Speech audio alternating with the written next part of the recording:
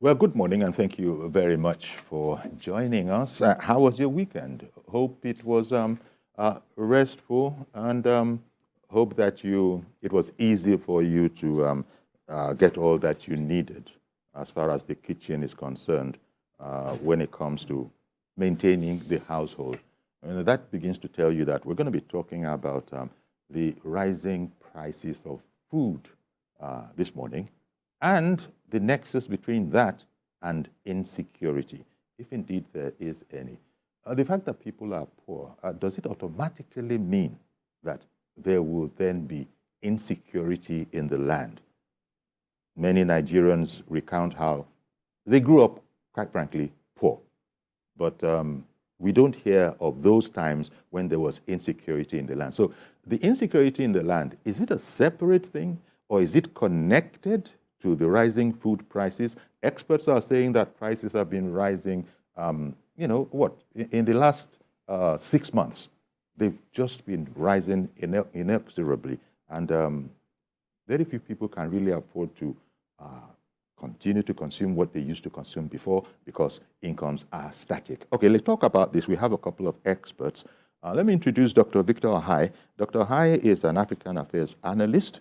Thank you very much, as always, for coming on. He keeps his eye on the polity as well. But this one is, maybe there's an African connection to it, or is this thing that, this situation that I've described, is it peculiar to Nigeria? And then we also have a scientist with us, Mr. Solomon Oyeniro. He is the CEO of Osoa Foods and agro-foods processing expert. That indeed is what it is. Thank you for having me. Well, it is our pleasure to have you. Where you will come in is that, are we growing the food and we are not able to store it for a rainy day, very much as a bank would, conserve some resources for a rainy day? There will be aspects of that you'll talk about. But let me start out on the, if you will, the sort of the sociological aspect to this. I was making the point, and I'm sure you're aware of it, that many Nigerians even almost took a pride in saying they came from very humble beginnings. Today they might be professors, today they might be, economists, but it's like there was no shame in saying that, well, things were poor. Former President Goodluck Jonathan spoke about not wearing shoes until a given age.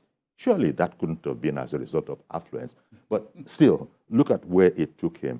So those kind of scenarios, my worry is, is there an automatic nexus in what we have on our hands nowadays between the troubles in the land, the kidnappings, the armed robberies, the banditry, and rising food prices?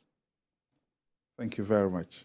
I'm glad you talked about starting from a sociological point of view and looking at our background and where we're coming from, and wondering if the fact that one comes from a poor background, therefore, would that necessarily all of you become criminals? To a criminal or to a bandit and all that. Yes, our parents may not have been rich in terms of cash, but even at the time, there was such a thing known as subsistence farming. Yes. Even if you're not doing it on a large scale, on a mechanical scale and all that. So subsistence farming. Subsistence farming, like the word says, meant that they could, live on what they were, tilling on the land, because, and have a little extra, to because be able to people sell. even had a backyard farm. Exactly. For vegetables and the like. Exactly. And they had little barns as well where they could keep what they were. So people didn't go hungry, for sure. They may not have been able to buy cars, and it didn't necessarily breed criminals because, people were just content. They lived their lives very simply. We had good values and all of that. But in terms of what's happening today, we would have to look at the fact that one of the most important resource that we have, or let me just say two of them, land and water. Mm-hmm. And so even where there's land, if water begins to dry up, then people begin to move towards where there is land. Now I'm going to issues of climate change and related issues. Global warming And all of that. So you would have noticed the pressure that started when up north. Yes, we had River Kaduna, we had Rano River now in Kano, we had some rivers up north and all that, but we also had the Lake Chad, which started drying up. And, usually during the dry season, the herdsmen, for instance, would naturally want to migrate to places where they can get, water and pasture for their livestock. And usually sometimes when they move, they settle. So things like this begin to put pressure on, a place like, for instance, the Middle Belt. It's important for us to begin to look. So land is a very valuable commodity. So you find that people started moving, naturally, because I'm not even talking about Sahara now. Let's just talk about Nigeria, where, so that began to put pressure. And where you begin to see the resource being scarce, naturally you begin to see conflicts. They naturally breed conflicts. And these conflicts begin to escalate because people want to, we'll talk about it a little more. Yeah. But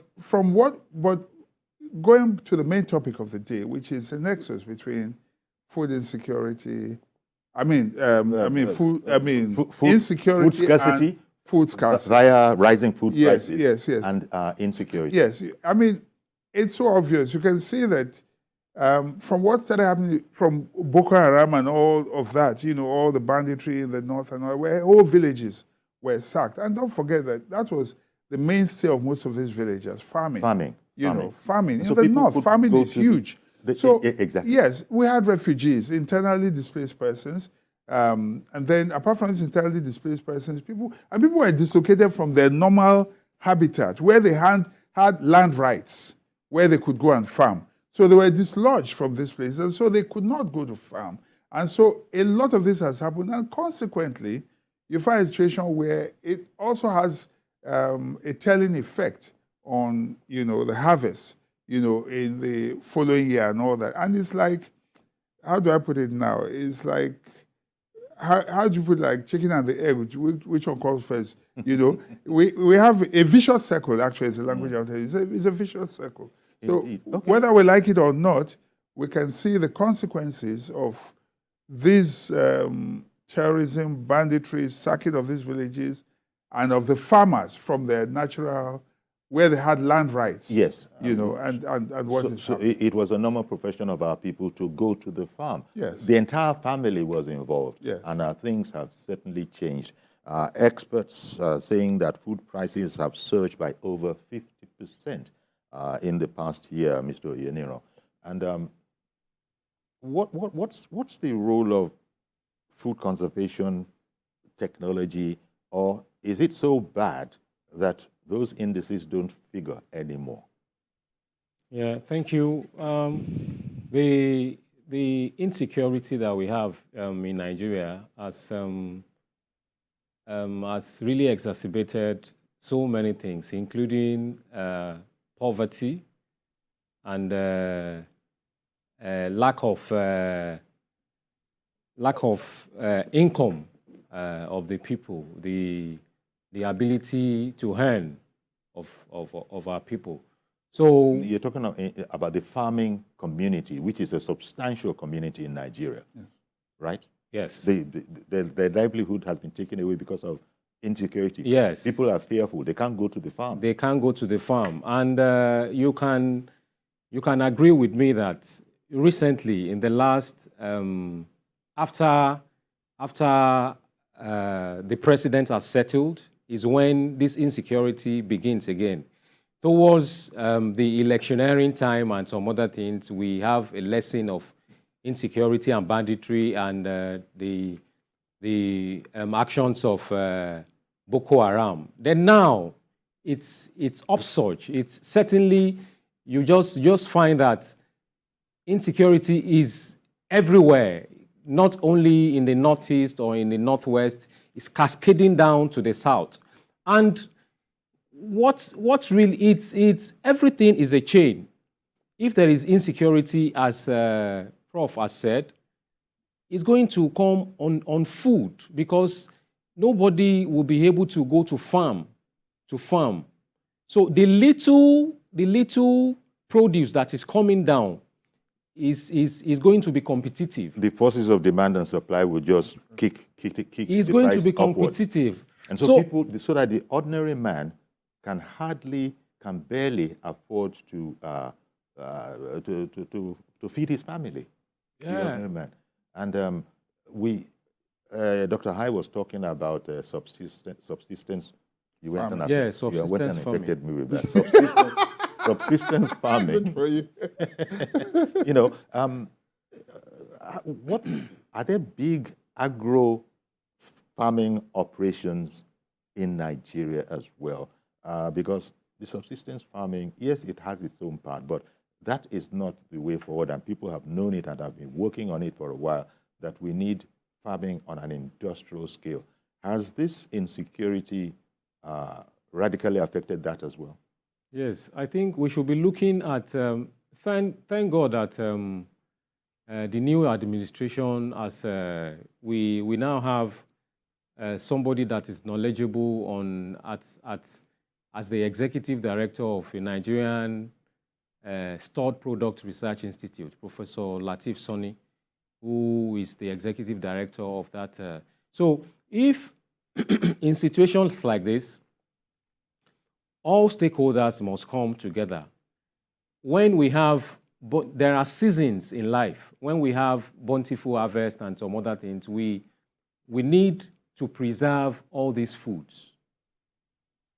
We need to look at cold chain storage preservations. We need to look at dry preservations. We need to look at all these things so that in seasons where there is, we think, like for example, when we have no tomato, there are seasons where vegetables come, and so this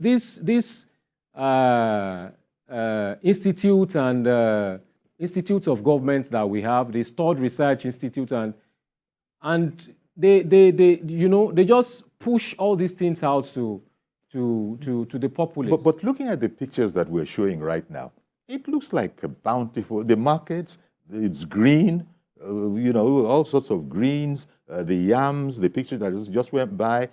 It does. Some people, maybe if foreigners are watching this program, and they say, what exactly are these people talking about? Because the markets are full, because these are recent pictures. But I think the emphasis here is on, yes, the little that is available, who can afford it? Those yam tubers.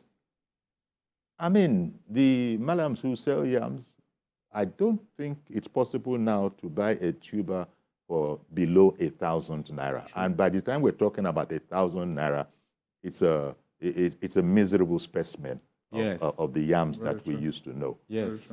For example, there is no, for now, last week, I bought a piece of orange, 50 naira. And after 3 days, I wanted to buy the same piece of orange. I bought it 100 naira. Just one piece. Just 100% about in 3 days. Yeah, because I'm laughing because when some of us are old enough to know when oranges were sold for a penny. A penny. Sure. A penny. The ones that are bigger. Yes. Maybe 2 pence. By the time you get an orange for Toro, 3 pence. No. That one is beginning. So I was just laughing when you see puny oranges, just as you are saying. Yet people are bringing it to the market. It's just that the prices have gone through the roof. Now, the nexus between this and insecurity is what we're really exploring, and maybe look at what ideas exist to bring us out of this situation. Or is it a matter of, sorry, there's nothing that can be done until the society shapes up, meaning that we don't have kidnappers all over the place, we don't have armed robbers, and the problem of the cattle herders and the cattle rearers have been solved. There was a time we spent a lot of time talking about ranching.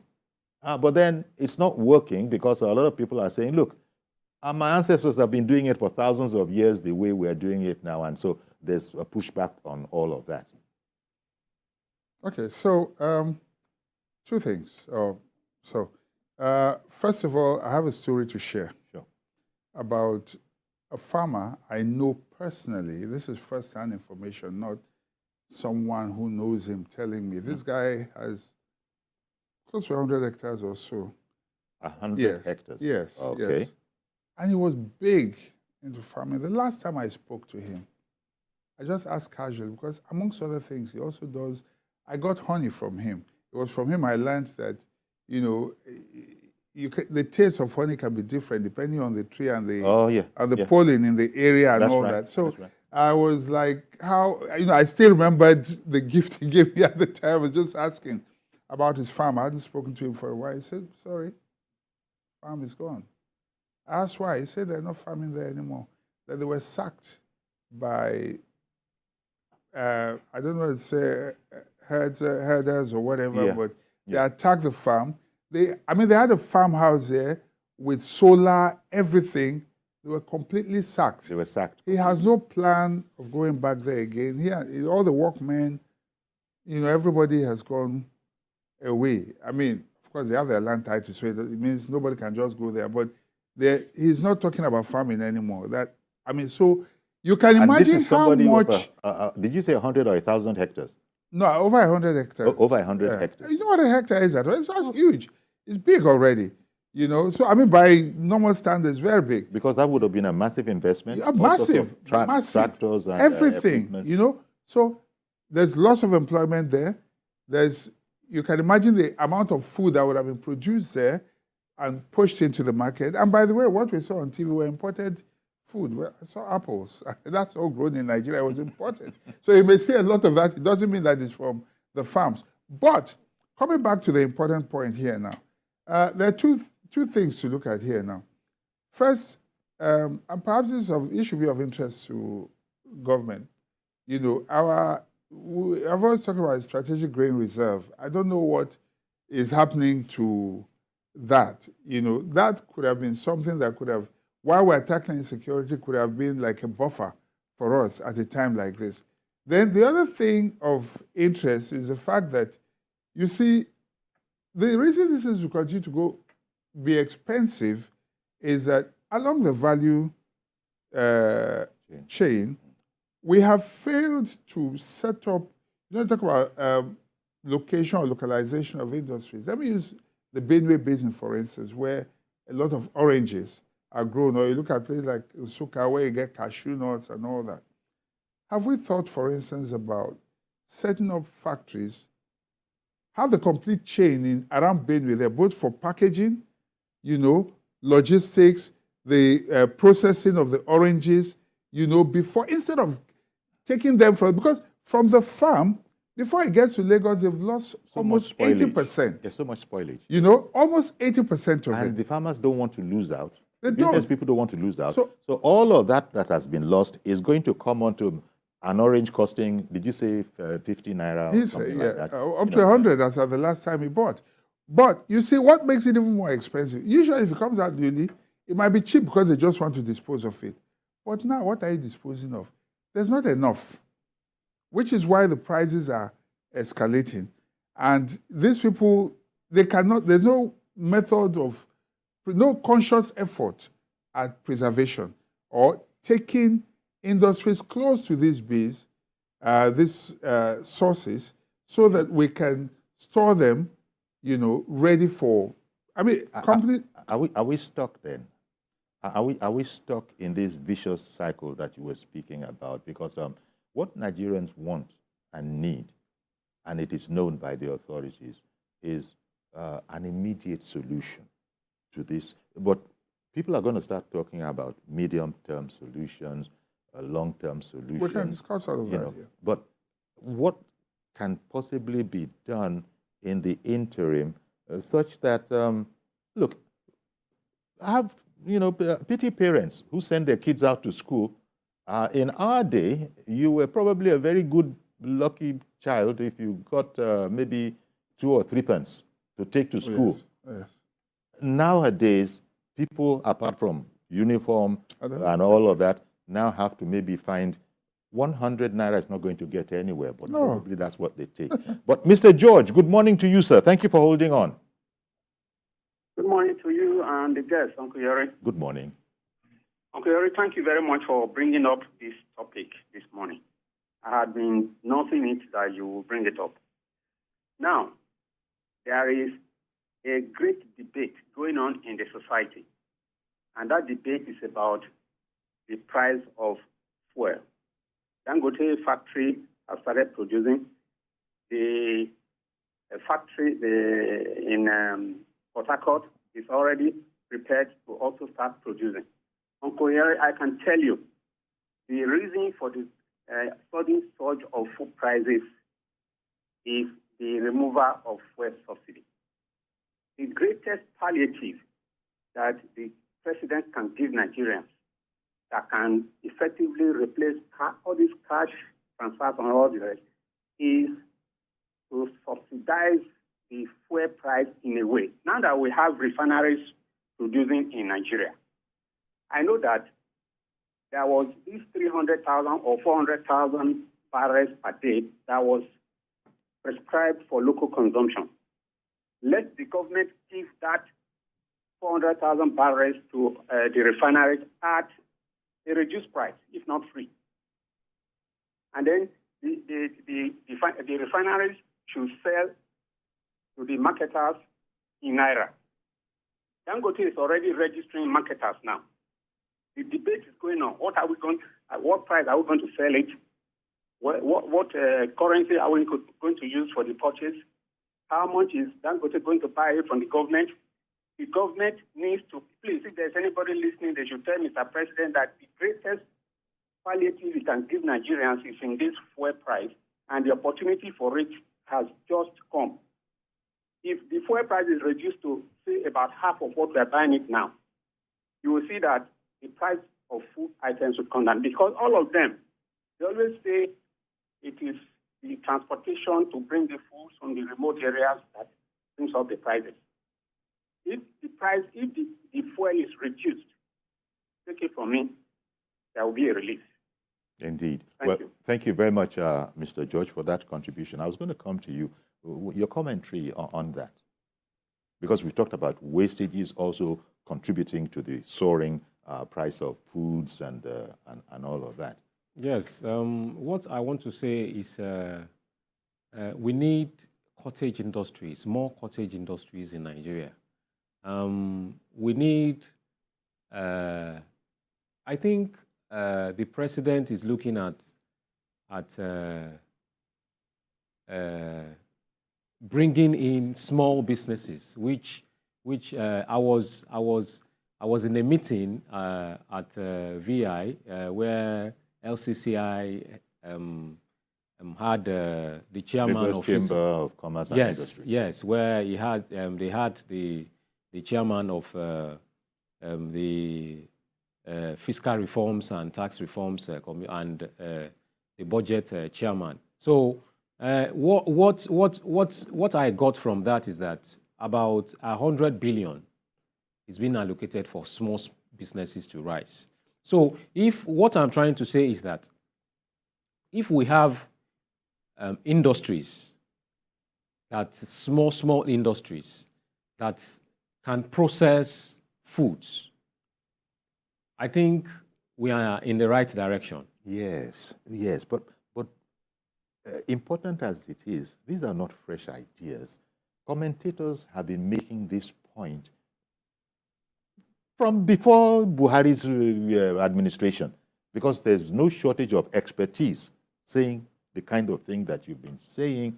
But Dr. Victor Hai, it hasn't gotten us anywhere. And there are some people, call them conspiracy theorists, who are saying that, like the security issue, the sincerity is actually doubtful. The sincerity being brought to the whole matter of,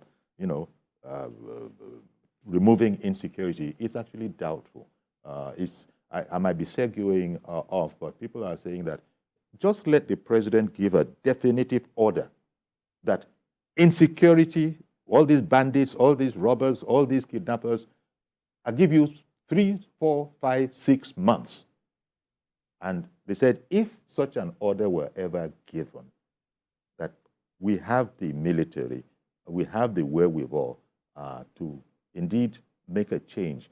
But the conspiracy theorists are saying that part of the reason we still continue to have this issue is that if you take that away, then the livelihood of some kind of characters is out of the window. Who is worrying about the livelihood of bad guys? Bad guys. Who is worrying about the livelihood of bad guys? But as I said, it's important to put it in the look. Conspiracy theorists are the people who are theorizing like this. But coming here, as I was making the point, your very good self, himself, and other experts have been telling us that this is the way to go. These cottage industries begin to strengthen the chains, the value chain. And we're talking about farming here. There's poultry. There's poultry. Those ones are crying. These ones are saying it's impossible. Feed, they can't afford feed anymore. Even fertilizer, the cost of fertilizer for farming is gone up the roof. Fisheries, yes. I don't know where we are. So any way you look at it, when Mr. George called in and said, you know what, everybody's talking about this fuel scarcity and the removing the subsidy. What do you think of his idea that if you could do a sort of a differential pricing, maybe subsidy could come in that sort of a way where I don't know if Nigerians will not abuse it again. My worry is this, it's important to tackle this problem at the very root. And what I mean by the very root is if you remove all the fuel... Let me come back to you, Victor. Right. Let me quickly take a break so that I wouldn't need to interrupt you. Stay with us, please. We'll be right back.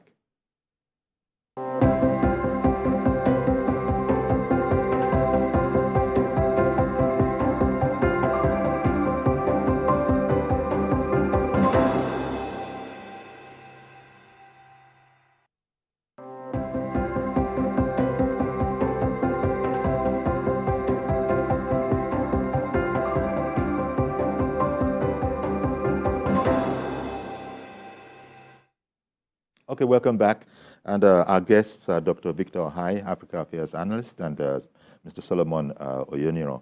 He's the CSO or CEO of Osoa Foods, agro-foods processing expert. Just when we were on break, we were saying that, look, we probably have to segment this conversation properly because in places like Lagos and other centers around the country, just drive around on a Saturday and look at all the event venues, the party venues. They're all fully booked. You see money changers in front with mint currency. You go in there, you find sumptuous food. So people are beginning to, what are there two Nigerias?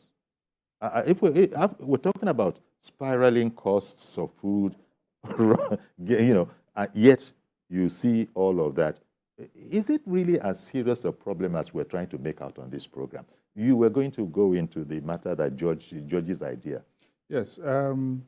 If you take away all the subsidy, of course, you know that in Nigeria, whatever goes up hardly comes down. It's like having a domestic lion that has tasted blood. It will be difficult to get it to be as it were, to go back to where it was. But that's not to say it cannot happen, because the force of demand and supply can truly force prices down. But there are more critical issues than the issue of what you call it now, bringing out, that is going to help, bringing down the prices of what you call it now, or subsidizing fuel. But note, America is deliberate and conscious about agriculture and food security. Yes. They are one country that subsidizes their farmers. And in Nigeria, we have to go a step further. Subsidizing in this case, okay, let me go to a step further before I come back to the issue of subsidy. A step further is protecting them by every means necessary. Because you see, a hungry people can translate to an angry people.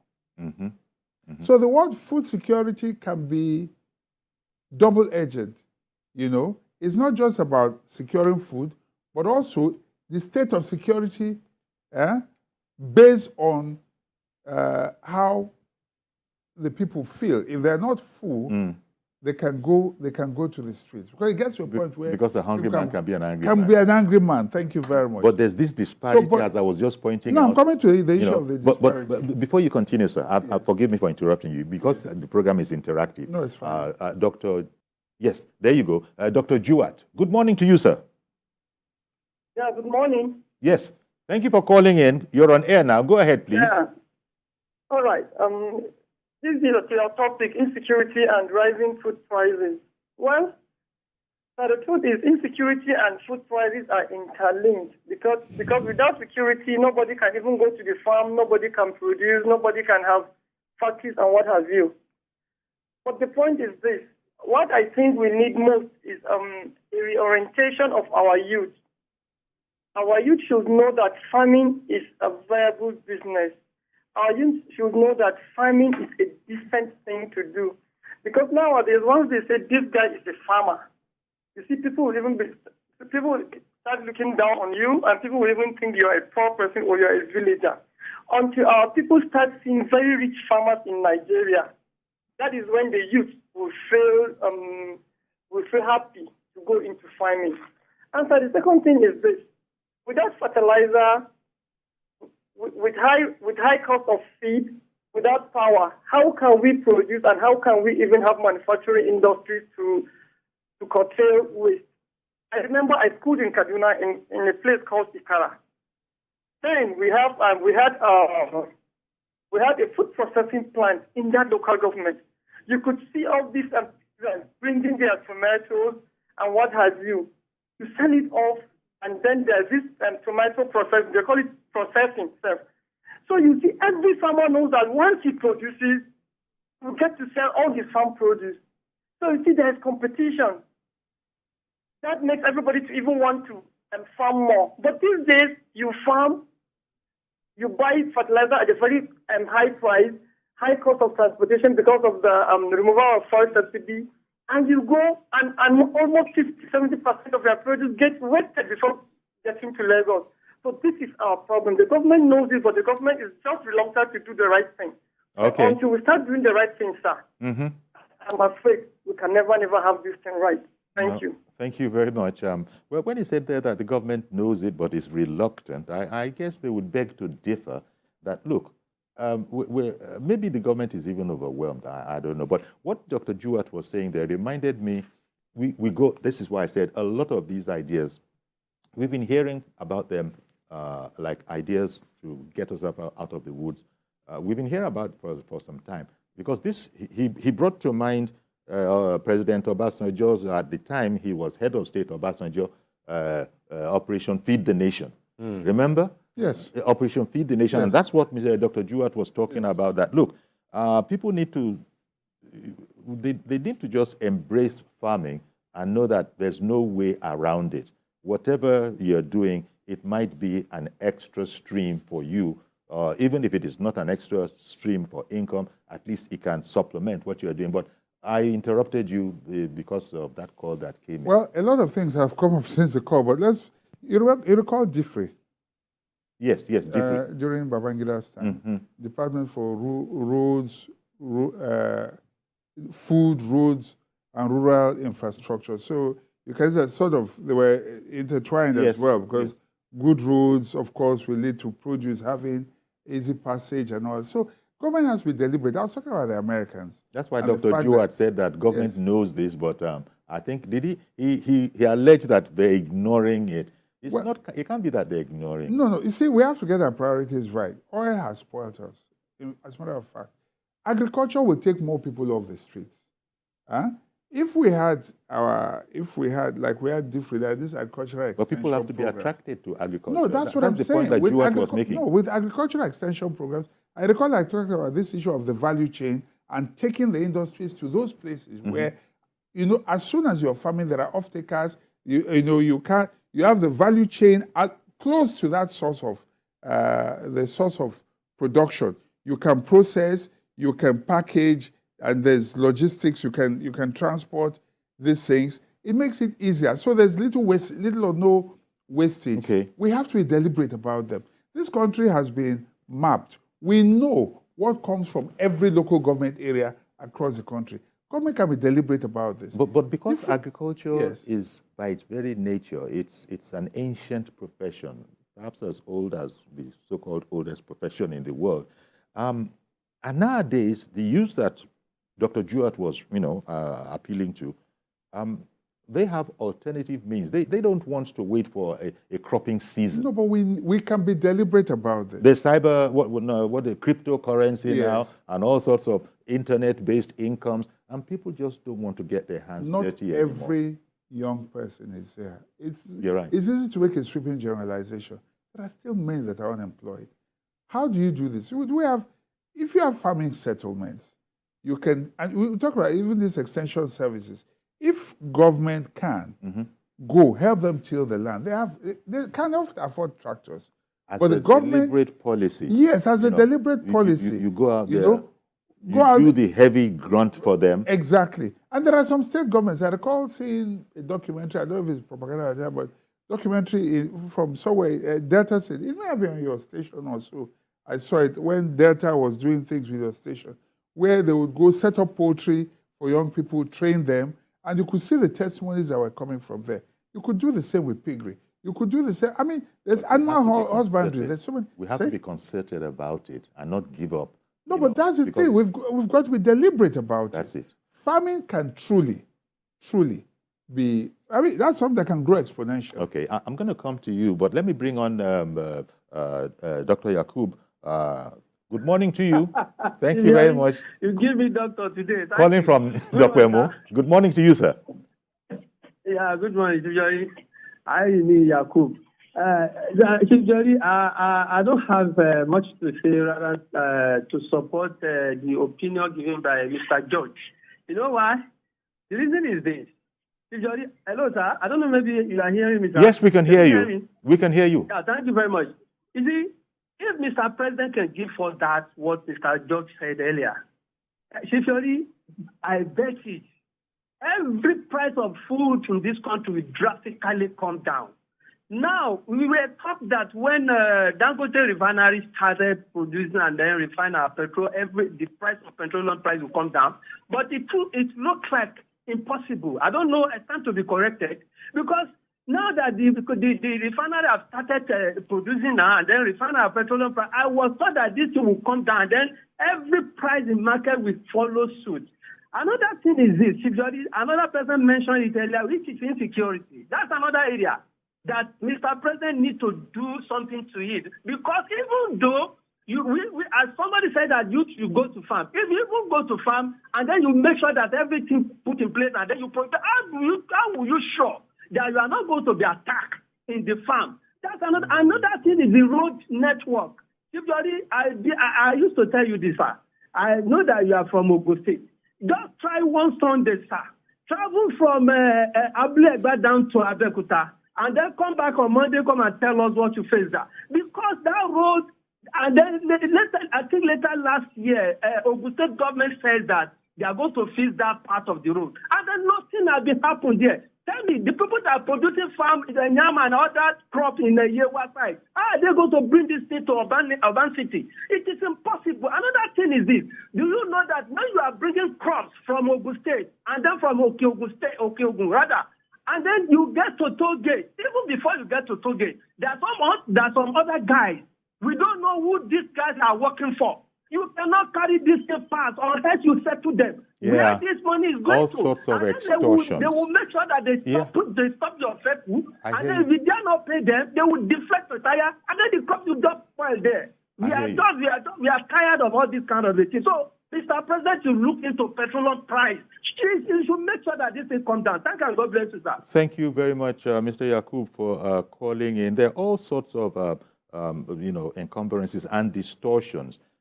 He's speaking about, people setting up their own roadblocks in the midst of all of this. And, well, Mr. Yakub there wanted to speak about what Mr. George had spoken about earlier and what we do to ourselves, all sorts of illegalities. We're talking about fuel. being as expensive as it is, and ideas of bring that down, it might sort some things out. There is a petrol station in along Agidingbi Road, mobile petrol station, mobile in Agidingbi. If you buy fuel there and you're going to pay with your card, they surcharge you 50 naira. Yes, a few stations do that. Eh? A few stations do that. Now, that's illegal. That's illegal, but this is the kind of nonsense that is allowed because laws don't work. People can wake up and make their own laws. They say to you up front, if you're paying with your card, that'll be 50 naira extra on top. We're talking about that. That's the mobile along Agidingbi. And I said, where did this order come from? They said from a managing director. That's it, the way it is. So this lawlessness is contributing. We don't, that person, the person who owns that petrol station, for instance, he's just taking care of himself, getting 50 naira extra every time you use your Naira debit card.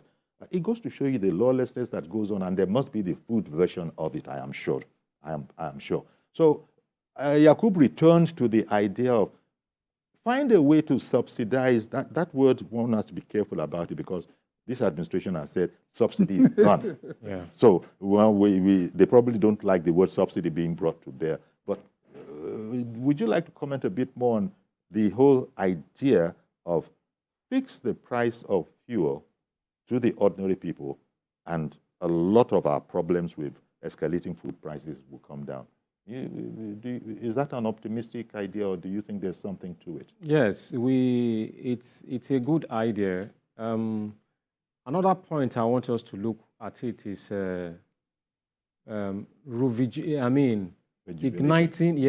igniting private industries. Private industries, along the food value chain. Government cannot do everything. But haven't you been talking about whether or not agriculture is a good business?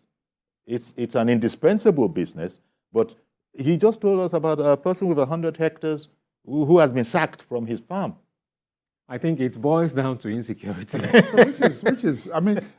For me personally, I just want to stay focused on the topic for today, because if we want to look at the factors, there could be so many. Fuel could be one of them, bad roads could be one of them, miscreants on the road, and the extra internal customs, let me put it that way, collecting, and all that, all of that. Elder David, sorry, sir. No, it's fine. Elder David, good morning to you, sir.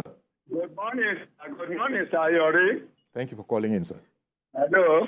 Yes, we can hear you, Elder. Hello, sir. We can hear you, Elder David. Carry on, please.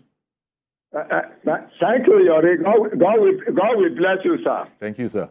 Thank you. Happy New Week. Compliment of the season. Indeed. Compliments of the new year to you, Elder David. I'm very happy. Thank you. Yes. Food insecurity. A nation is rich when the citizens have food to eat, which is number one. They will not talk of scarcity of life, which is correct. And we thank God this government have come in place. The only thing I'm always saying on this platform, when I say patient, when people are patient with this government, all this problem will be solved. It is just because some people are very diabolical. What some people do is to discredit the government. What are they gaining? When we are talking of refinery, South Africa doesn't have oil. It's one of the richest in the whole world because of good leadership. South Africa have no oil. And this government has done so many things. This field, which they have set up, they have appointed a minister for it, is going to help Nigeria more, even than the crude oil we are talking about. The increase of petroleum, they have actually bring hardship for every one of us. Nobody that is not suffering it. And they have bring people a very good advantage for Nigerians. There are many things Nigeria are enjoying today we could have not have enjoyed. And if I may ask, sir, is it only the federal government alone? What of state government? What is their own job they are doing? Yes. What of local governments? Revenue allocation is shared into 3 tiers of government. Why are we looking only the federal? Okay. There are some states that have never even implement only one project. For 8 years, they are going out. I would not like to tell you that, you know them. They are going out this year, and God will vote them out. All right, Elder David. Thank you very much for calling in. Thank you very much, Elder. Well, Elder David is saying there that if you look hard enough, you can actually find a silver lining. That there are actually some other things. Even as we are complaining about these, there are some other things we are benefiting. So let's not dwell too long on the negatives. Indeed, thank you for your counsel, Elder David. But we're just saying that sometimes it's difficult to see and indeed practice the patience that Elder David is talking about when you suddenly get a stomach cramp as a result of hunger. And we've been talking about the indispensable occupation of agriculture, farming, and how all of that, is in the doldrums right now. It doesn't matter what aspect of agriculture you look at. Is it fisheries? Is it poultry? Cattle herding? Nothing. Everything. It's the soaring prices, and it's been going like that for upwards of maybe a year now. And the problem is we have to come out of it. I pointed out that these ideas, you've been talking about them ad infinitum, right through the Buhari administration, right into this one. And I guess these ones had better, get a move on. If they just have to become more creative if people are going to understand and practice the patience that Elder David was talking about. They want some succor. And I'm actually enamored of the idea that came in from George when he called in, that, look, find another way to affect what is going on. And he suggested that, look, for whatever it is worth, if you do the adjustments that he suggested, such that Dangote and all refineries are getting a concessioned price, then they might be able to pass that on and all the rest that follows. Of course, experts will also have commentary on that. I am hearing that someone else wants to join us. Hello? Hello, is that Mr. Adeboale? Hello? Yes, please. Yes, good morning to you, sir. Go ahead, please. Good morning. Good morning. Yes. My take on it is that I've listened to what you have been discussing. First, on security. I think what we should do, I want to make some suggestions. Yes. One is that we've always said that we don't have enough security people. We have too many. We have people with no safety and things like that. There are so many of them. All of them bear arms. They all sit down somewhere. But why can't we now get everybody together? Now, for 2 months at least. Now, let them go and arrange themselves properly. Let them bombard all those forests and all that in terms of security, and then see how to drive away the people. Then concerning the food aspect, I think the suggestions have been made, which I think is good.